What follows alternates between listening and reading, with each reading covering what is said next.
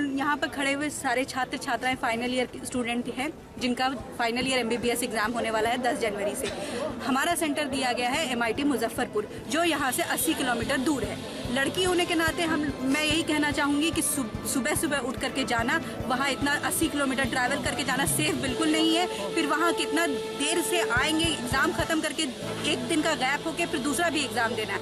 1 महीना का एग्ज़ाम है, पेरेंट्स को बुला करके वहाँ अकोमोडेशन में भी नहीं रख सकते हैं। अकोमोडेशन का भी प्रॉब्लम है। अगर प्रायर इन्फॉर्मेशन दिया जाता तो कुछ कहा भी जाता, लेकिन 2 दिन पहले एडमिट कार्ड बता करके, और मतलब वो भी वाया, ये भी नहीं कि प्रॉपर इन्फॉर्मेशन के थ्रू।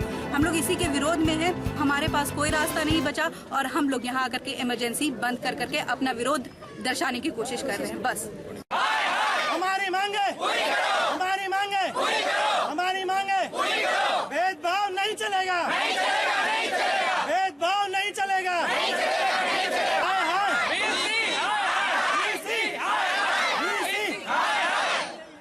हमारी मांगे, हमारी मांगे, भेदभाव, भेदभाव नहीं चलेगा, भेदभाव नहीं चलेगा, भेदभाव नहीं चलेगा। दरभंगा के साथ भेदभाव क्यों?